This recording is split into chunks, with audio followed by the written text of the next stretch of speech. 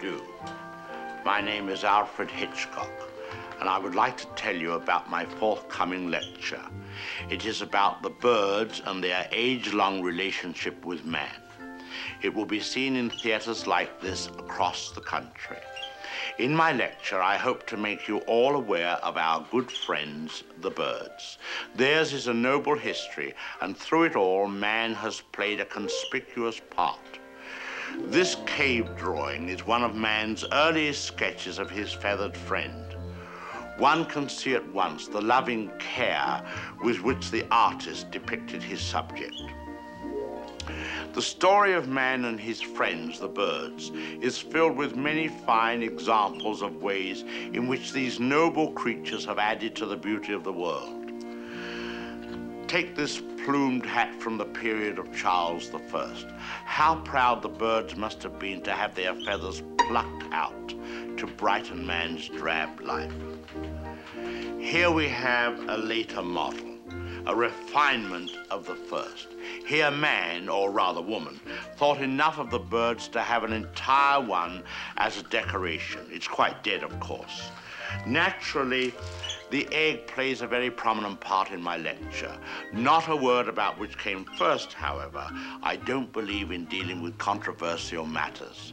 Thousands of years ago, man was satisfied merely to steal an egg from a nest and use it for food.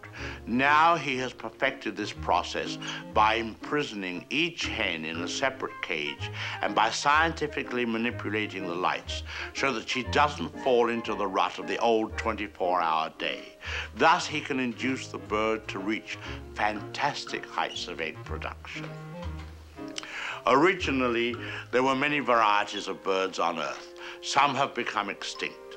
The great auk, the passenger pigeon, and the famous dodo bird have all disappeared. Actually, they didn't exactly disappear. They were simply killed off. But of course, this is nature's way. Man merely hurries the process along whenever he can be of help. Man and birds have been responsible for a great many advances in our civilization. For example, the bird was the inspiration for the invention of gunpowder, and it was his speed that brought about the development of the shotgun. But man has not been unmindful of his debt to the bird.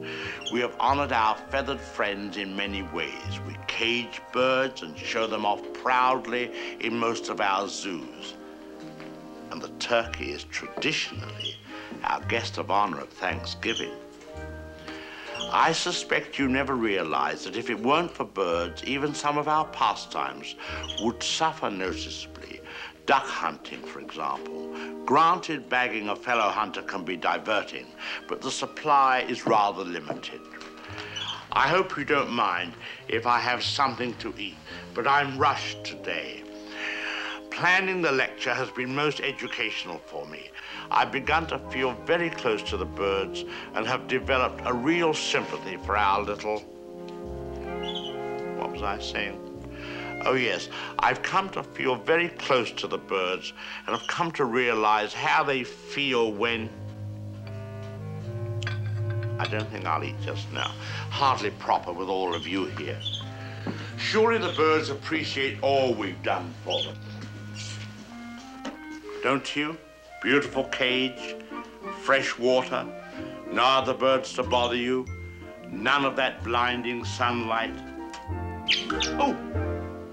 Now, why would he do that? Most peculiar. What on earth?